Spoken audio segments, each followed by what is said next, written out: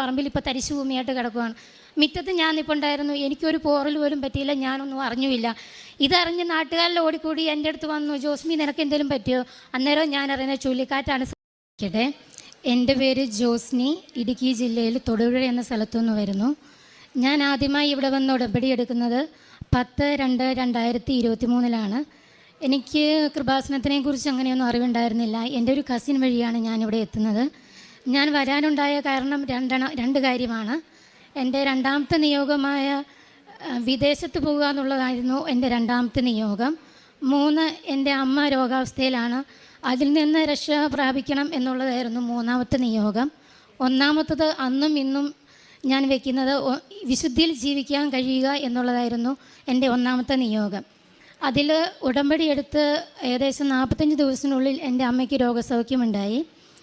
ഞാനിവിടെ വന്ന് ഉടമ്പടി എടുത്ത് പോയി അന്ന് നൈറ്റ് തന്നെ എനിക്ക് മാതാവിൻ്റെ സാന്നിധ്യം അനുഭവിക്കാൻ കഴിഞ്ഞു. അന്ന് തൊട്ട് ഈ നിമിഷം വരെ ദൈവസാന്നിധ്യത്തിൽ ജീവിക്കുക എന്നുള്ളതാണ് എൻ്റെ ജീവിതത്തിൽ ഏറ്റവും പ്രധാനപ്പെട്ട എയിമായിരുന്നു. അത് അതുപോലെ തന്നെ നടന്നു പോകുന്നുമുണ്ട്. അപ്പോൾ ഞാൻ ആദ്യമായി മാതാവിനെ കാണുന്നത് ഒരേ സമയത്ത് തന്നെ 2 തരത്തിലുള്ള വേഷത്തിലാണ്. ഒന്ന്, കൃപാസന മാതാവ് ഞാൻ കിടന്നുറങ്ങുന്ന എൻ്റെ കാൽച്ചോട്ടിൽ വന്നിരിക്കുന്നു. എൻ്റെ ഇടത് സൈഡിലായിട്ട് വൈറ്റും മഞ്ഞ കളറുള്ള ഡ്രസ്സ് ധരിച്ചാണ് മാതാവ് നിൽക്കുന്നത്. മാതാവിൻ്റെ ഫേസിലേക്ക് എനിക്ക് നോക്കാൻ പറ്റുന്നില്ല, ഭയങ്കരമായിട്ടും വെളിച്ചമാണ്. ആ സ്വപ്നം കണ്ട് അങ്ങനെ കണ്ടിന്യൂസ് കുറേ നേരം ആ സ്വപ്നം മാതാവിൻ്റെ അടുത്ത് നിന്നിരുന്നു. അതിനുശേഷം സ്വപ്നം കണ്ട് എണീറ്റ് കഴിഞ്ഞപ്പോൾ എനിക്ക് മനസ്സിലായി, എനിക്ക് മാതാവിൻ്റെ മുഖത്ത് നോക്കാൻ പോലുള്ള യോഗ്യതയില്ല.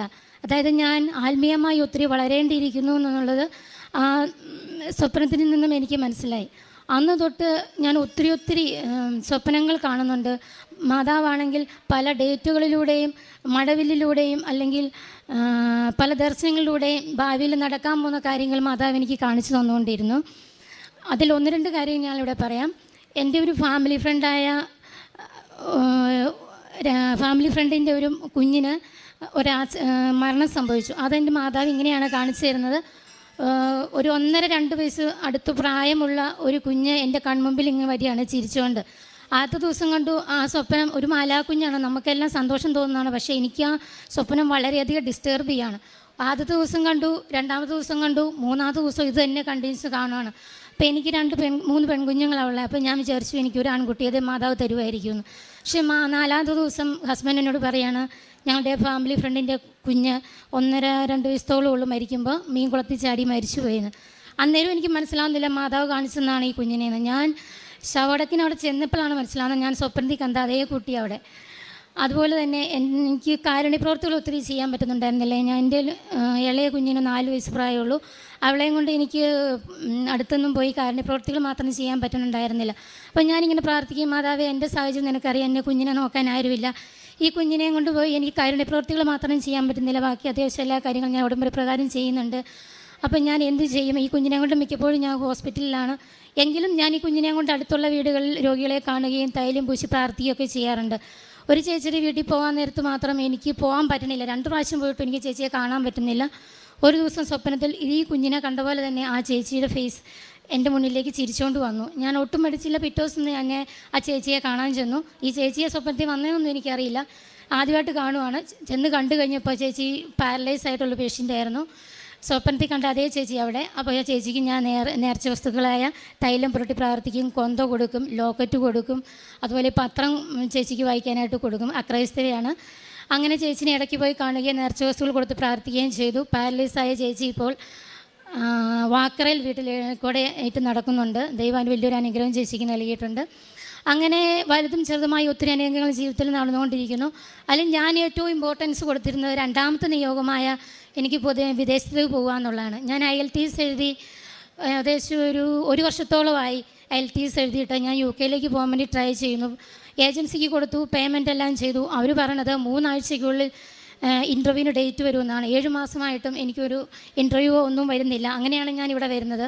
ഉടമ്പടി എടുത്തതിന് ശേഷവും എനിക്ക് പല ഇൻ്റർവ്യൂകളും ഞാൻ അറ്റൻഡ് ചെയ്യുന്നുണ്ട്, പാസ്സാവുന്നുണ്ട്. അവർ പറഞ്ഞ് വിളിച്ചേക്കാം, ഓഫർ ലെറ്റർ തന്നേക്കാം എന്ന് പറയുന്നല്ലാതെ അതിനൊരു പ്രോഗ്രസ് ഒന്നുമില്ല. അങ്ങനെ ഞാൻ യൂട്യൂബിലും ഫേസ്ബുക്കിലും ഇൻസ്റ്റാഗ്രാമിലൊക്കെ പല പോസ്റ്റിലും കണ്ട് എൻ്റെ ബയോഡേറ്റ കൊടുക്കാത്ത രാജ്യങ്ങൾ വളരെ കുറവാണ്. അതേപോലെ ബയോഡേറ്റ ഞാൻ സെൻഡ് ചെയ്യുക. കാരണം എനിക്ക് IELTS വാലിഡിറ്റി തീരാൻ പോവുക. അപ്പോൾ അതിന് മുമ്പ് എങ്ങനെയും കയറി പോകണം. ആ ഒരു ലക്ഷ്യത്തോടു കൂടി പല ഏജൻസിക്കും ഞാൻ അപ്ലൈ ചെയ്യുന്നുണ്ട്. പക്ഷേ ഒന്നും ആവണില്ല. അതുപോലെ എനിക്ക് 10 ഇയേഴ്സോളം ഗ്യാപ്പുണ്ട്. അപ്പം ഈ കുഞ്ഞായതുകൊണ്ട് അവരെ നോക്കാൻ ആളില്ലാത്തതുകൊണ്ട് ഞാൻ വർക്ക് ചെയ്യുന്നുണ്ടായിരുന്നില്ല. അങ്ങനെ ഇരിക്കുമ്പോഴാണ് ഞാൻ IELTS എഴുതി UK പോകാൻ വേണ്ടി ട്രൈ ചെയ്യുന്നത്. അപ്പോൾ ഇതൊന്നും നടക്കാതെ വന്നു കഴിഞ്ഞപ്പോൾ ഞാൻ പിന്നെ ഇടയ്ക്ക് വന്ന് അച്ഛനെ കണ്ടു. അച്ഛൻ്റെ ബ്ലെസ്സിങ് വാങ്ങിച്ചു. എന്നിട്ട് പിന്നെ രണ്ടാമതൊന്നും കൂടെ വന്നു. അപ്പോൾ ഓഫീസിൽ എന്നോട് പറഞ്ഞു, ഇനി UK പോകണ്ട, പൈസ തിരിച്ചു മേടിച്ചോളാൻ പറഞ്ഞു. പക്ഷേ അതെന്നെ വല്ലാതെ അങ്ങ് തളർത്തി കളഞ്ഞു. എങ്കിലും ഞാൻ വീട്ടിൽ ചെന്ന് കഴിഞ്ഞ് റീഫണ്ട് ചോദിച്ചു. ഇനി മാതാവിൻ്റെ ഇഷ്ടം പോലെ ആവട്ടെ, മാതാവ് ചിലപ്പോൾ ആഗ്രഹിക്കുന്നുണ്ടാവില്ല ഞാൻ പുറത്ത് വർക്ക് ചെയ്യാൻ, നാട്ടിൽ തന്നെ ചെയ്യാനായിരിക്കും ആഗ്രഹിക്കുന്നതെന്ന് വിചാരിച്ച് ഞാൻ ഓക്കെ റീഫണ്ട് മേടിക്കാമെന്ന് വെച്ചാൽ റീഫണ്ട് മേടിച്ചു. കുറച്ച് നാളത്തേക്ക് ഞാൻ വേറെ മറ്റിടത്തൊന്നും അപ്ലൈ ചെയ്തില്ല. അങ്ങനെ കുറച്ച് നാൾ പോയി. ഞാൻ അങ്ങനെ ഒരു യൂട്യൂബിൽ അച്ഛൻ്റെ ധ്യാനം കൂടിക്കൊണ്ടിരിക്കുക. ചൊവ്വാഴ്ച ദിവസമാണ്. അപ്പോൾ എൻ്റെ നാത്തൂനോട് OET പ്രാക്ടീസ് ചെയ്യുന്നുണ്ട്. അപ്പോൾ നാത്തൂനൊരു നമ്പർ എൻ്റെ അടുത്ത് തന്നു. അപ്പോൾ ഞാൻ അച്ഛൻ്റെ ടോക്ക് കേട്ടുകൊണ്ടിരിക്കുകയാണ്. മൊബൈലിലാണ് സാധാരണ ഞാൻ കൂടാറ്. ഞാൻ വീഡിയോ പോസ്റ്റ് ചെയ്തു. ആരാധനയ്ക്ക് തൊട്ട് മുമ്പായിട്ട് ഞാൻ മാതാവിനോട് ഇത്രേ പറഞ്ഞുള്ളൂ, എനിക്കിനി ബയോഡേറ്റ കൊടുക്കാത്ത രാജ്യങ്ങൾ കുറവാണെന്ന് എനിക്കറിയാമല്ലോ. ഇനി എനിക്ക് കൊടുക്കാൻ പറ്റില്ല. കാരണം വീട്ടിലുള്ളവർ എന്നെ വഴക്ക് പറഞ്ഞു തുടങ്ങി, നാട്ടിലെവിടെയെങ്കിലും കയറ്, ഇനി എന്തോരോന്ന് വെച്ചാൽ കൊടുക്കണേ, അതുകൊണ്ട് ഇനി നീ പുറത്തേക്ക് പോകണ്ടെന്നൊരു ടോക്ക് വീട്ടിലുണ്ട്. അപ്പം ഞാൻ മാതാവിനോട് പറഞ്ഞു, ഇത് നടക്കുമെങ്കിലേ ഞാൻ കൊടുക്കുകയുള്ളൂ, നീ ആഗ്രഹിക്കുന്നുണ്ടെങ്കിൽ ഇതെനിക്ക് റെഡിയാക്കി തരണം എന്ന് പറഞ്ഞ് ഞാൻ ആരാധന കൂടി. ആരാധന കഴിഞ്ഞ് കഴിഞ്ഞപ്പോൾ ഞാൻ ഏജൻസിയെ വിളിച്ചു. അവരിൽ നിന്ന് വളരെ പോസിറ്റീവായ റെസ്പോൺസ് എനിക്ക് ഉണ്ടായിട്ടുണ്ടായിരുന്നത്.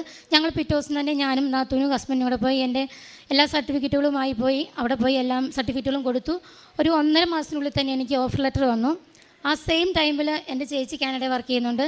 ചേച്ചി പറഞ്ഞു, ഇതിപ്പോൾ നടക്കില്ലോ, നമുക്കറിയില്ലല്ലോ, നമുക്കൊന്ന് കാനഡയിലേക്കൊന്ന് അപ്ലൈ ചെയ്യാമെന്ന് പറഞ്ഞു. ചേച്ചി കാനഡയിൽ സെറ്റിൽഡാണ്. അപ്പോൾ ചേച്ചി പേയ്മെൻറ്റ് ചെയ്ത് എൻ്റെ പ്രോസസ്സിങ് ചേച്ചി എൻ്റെ Gmail ID കയറി ചേച്ചിനെ എല്ലാം ചെയ്തുകൊണ്ടിരിക്കുക.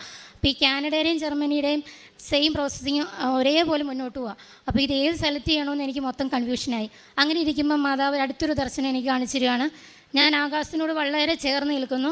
അതിൻ്റെ എൻ്റെ കണ്ണിന് തൊട്ട് മേളിലായിട്ട് ആകാശത്തിൽ ഇങ്ങനെ എഴുതി കാണിക്കുകയാണ് കുറേ സെൻറ്റൻസുകൾ. അത് എന്താണെന്ന് ഞാൻ ക്ലിയറായിട്ട് ഓർക്കുന്നില്ല. അവസാനം എന്നെ സ്ട്രൈക്ക് ചെയ്തൊരു വാക്ക് പാർക്ക് എന്ന് പറയുന്നൊരു വേർഡ്സാണ്. അതിൻ്റെ നേരെ ഓപ്പോസിറ്റും ഫോറിൻ രാജ്യം കാണിക്കുന്നുണ്ട്, മഞ്ഞ് പെയ്യുന്നു, അങ്ങനെയുള്ള കുറേ ഫോറിൻ രാജ്യങ്ങൾ എനിക്ക് കാണിച്ചു തരുന്നുണ്ട്. അപ്പോൾ ഈ ദർശനത്തിൽ നിന്ന് എണീറ്റ് കഴിഞ്ഞപ്പോൾ എനിക്ക് മനസ്സിലാവുന്നില്ല ഈ പാർക്ക് എന്നുകൊണ്ട് എന്താ ഉദ്ദേശിക്കുന്നത്. ഞാൻ ഗൂഗിളിൽ സെർച്ച് ചെയ്തു ഇനി പാർക്കിന് വേറെ എന്തെങ്കിലും മീനിങ് ഉണ്ടോ എന്നറിയാം. പക്ഷേ നമുക്കറിയാവുന്ന പോലെ തന്നെ പാർക്കിന് ആ ഒരു മീനിങ്ങേ ഉള്ളൂ. അങ്ങനെ കുറച്ച് ദിവസം കൂടെ മുന്നോട്ട് പോയി. അപ്പോൾ എന്നെ ജർമ്മനിയുടെ ഏജൻസിയിൽ നിന്ന് വിളിച്ചു. 1 വീക്ക് കഴിയുമ്പോൾ 3 lakhs rupees പേയ്മെൻറ്റ് ചെയ്യണം, നമുക്ക് വിസയുടെ പ്രോസസ്സിങ് സ്റ്റാർട്ട് ചെയ്യണമെന്ന് പറഞ്ഞു. ഇപ്പം കാനഡ നിൽക്കുന്നു, ഏത് സെലക്ട് ചെയ്യണമെന്ന് എനിക്കറിയില്ല. ചേച്ചി കാനഡയ്ക്ക് വരാൻ എന്നെ വിളിക്കുന്നുണ്ട്. അപ്പം ഞാൻ മാതാവ് 1 വീക്ക് എൻ്റെ മുന്നിലുള്ളൂ, അതിന് മുമ്പ് ഞാൻ 3 lakhs അടയ്ക്കണം, അടച്ചു കഴിഞ്ഞിട്ട് നമുക്ക് വേണ്ടാന്ന് പറഞ്ഞ് അവർ റീഫണ്ട് ചെയ്യത്തില്ല. അപ്പം ഞാൻ എന്ത് ചെയ്യണമെന്ന് മാതാവ് തന്നെ കാണിച്ചു തരണമെന്ന് പറഞ്ഞു. അങ്ങനെ കാനഡയുടെ അവിടെ നിന്ന് എനിക്കൊരു പേപ്പർ വരാനുണ്ടായിരുന്നു. ആ പേപ്പറിൽ ഇങ്ങനെ ഒരു അഡ്രസ്സ് ഞാൻ കണ്ടു, വെസ്റ്റേൺ പാർക്ക്, നോവാസ്കോഷ്യ, സിഡ്നി എന്ന് പറഞ്ഞ സ്ഥലത്തേക്കാണ് ഞാൻ അപ്ലൈ ചെയ്തേക്കുന്നത്. അപ്പോൾ ഒരു പാർക്ക് എന്നൊരു വേർഡ് ഏതാ കണ്ടു കഴിഞ്ഞപ്പോൾ ഞാൻ ഈ പാർക്ക് എന്നുള്ള വേർഡ് അന്വേഷിച്ച് നടക്കുകയാണ്. അപ്പോൾ അതിലാ ഒരു വേർഡ് കണ്ടപ്പോൾ ഞാൻ ഓർത്തു, മാതാവ് എനിക്കിനി കാനഡ തന്നെയായിരിക്കും ഉദ്ദേശിക്കുന്നതെന്ന് വിചാരിച്ചു. പക്ഷേ 2 പ്രോസസ്സിങ്ങിന് സ്റ്റക്കായി എനിക്ക് ഒന്നും മുന്നോട്ട് പോകണില്ല. അപ്പം ഞാൻ മാതാവ് ഏതാദ്യം നടക്കുന്നു അതിന് ഞാൻ പോകുമെന്ന് പറഞ്ഞു. അങ്ങനെ മിനിറ്റുകളുടെ വ്യത്യാസത്തിൽ ജർമ്മനിയുടെ പ്രോസസ്സിങ് എനിക്ക് മുന്നോട്ട് പോയി. ഞാൻ 3 lakhs rupees അടച്ചു. അങ്ങനെ അതിൻ്റെ വിസ പ്രോസസ്സിങ് സ്മൂത്തായിട്ട് നടന്നുകൊണ്ടിരിക്കുന്നു. അതിൻ്റെ ഇടയിൽ അപ്പോൾ എനിക്ക് മെഡിക്കൽ വരണം, എൻ്റെ വിസ പ്രോസസ്സിങ് എല്ലാം കഴിഞ്ഞു, മെഡിക്കൽ വരണം. എന്ത് ചെയ്താൽ പിന്നെ അവിടെ പ്രശ്നമായി, മെഡിക്കൽ വരണില്ല. അപ്പം മെഡിക്കലിന് ഡേറ്റ് കിട്ടുന്നില്ല. മെഡിക്കൽ നമുക്ക് ഡൽഹിയിൽ എംബസി പോയി വേണം ചെയ്യാൻ, നമ്മുടെ നാട്ടിൽ ചെയ്യത്തില്ല. അപ്പോൾ എന്ത് ചെയ്താൽ എനിക്ക് എൻ്റെ കൂടെ കുറച്ച് 10-20 പിള്ളേരുണ്ട്, ഞങ്ങൾ ഒരുമിച്ചാണ് പോകുന്നത്. അവർക്ക് ആർക്കും ഡേറ്റ് വരുന്നില്ല. കഴിഞ്ഞിട്ട് ഒത്തിരി പേര് വെയിറ്റ് ചെയ്യുന്നു, മാസങ്ങളായിട്ട് വെയിറ്റ് ചെയ്യുന്നവരുണ്ട്. അപ്പോൾ മാതാവ് എനിക്ക് പല ഡേറ്റുകൾ പിന്നെയും കാണിച്ചിരുന്നു. അപ്പോൾ എൻ്റെ വിശ്വാസം എന്താണ്, മെഡിക്കലിന് ഡേറ്റ് തരുന്നതാണ്.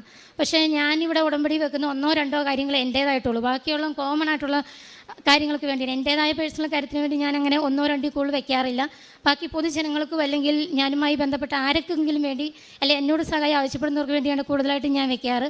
അതുകൊണ്ടായിരിക്കും മാതാവ് എനിക്ക് പല ഡേറ്റുകൾ കാണിച്ചു തന്നിട്ട് അതിൽ സംഭവിക്കുന്നത്, ഒരു ഡേറ്റ് കാണിച്ചു തന്നിട്ട് സംഭവിച്ചത് എൻ്റെ വീട്ടിൽ വലിയൊരു ചുഴലിക്കാറ്റുണ്ടായി. എൻ്റെ വീടിൻ്റെ പറമ്പിലുള്ള എല്ലാ മരങ്ങളും ഞങ്ങളുടെ വീടിൻ്റെ പൊക്കത്ത് ചാടി, വീടും പോയി, പറമ്പിൽ ഇപ്പോൾ തരിശു ഭൂമിയായിട്ട് കിടക്കുകയാണ്. മുറ്റത്ത് ഞാൻ നിൽപ്പുണ്ടായിരുന്നു. എനിക്കൊരു പോറൽ പോലും പറ്റിയില്ല, ഞാനൊന്നും അറിഞ്ഞുമില്ല. ഇതറിഞ്ഞ് നാട്ടുകാരിൽ ഓടിക്കൂടി എൻ്റെ അടുത്ത് വന്നു, ജോസ്മി നിനക്ക് എന്തെങ്കിലും പറ്റിയോ?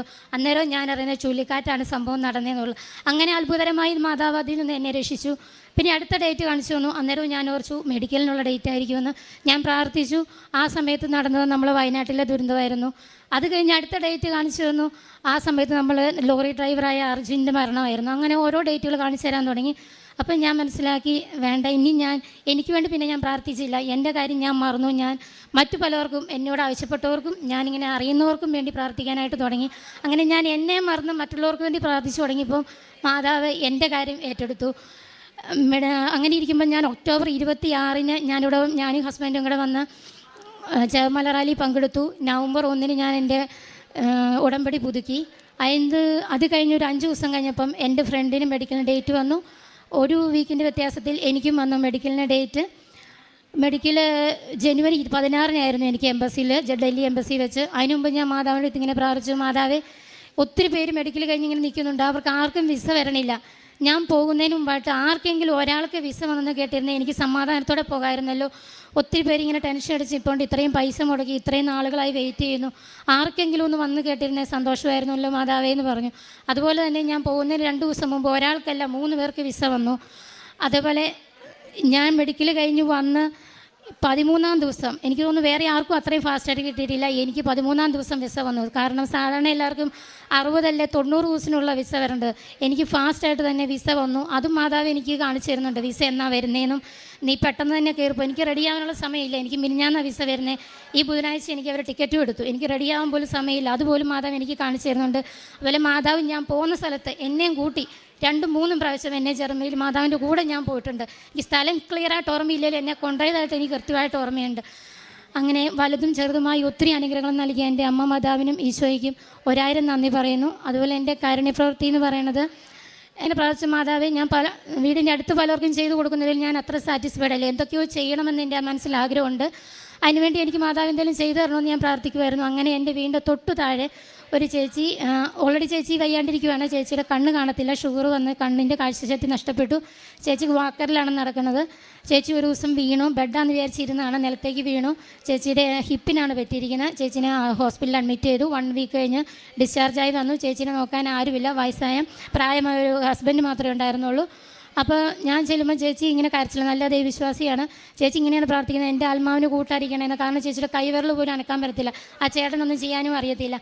അന്ന് തൊട്ട് ഒരു 7-8 മാസത്തോളം ചേച്ചിയുടെ സർവ്വകാര്യം ഞാൻ പോയിന്ന് ചെയ്തു. കുഞ്ഞുള്ളപ്പോഴും ഇല്ലാത്തപ്പോഴും എല്ലാം ചേച്ചിയുടെ എല്ലാ കാര്യങ്ങളും ചെയ്തു കൊടുക്കാൻ മാതാവ് എനിക്കായിട്ട് തന്നതാണ്.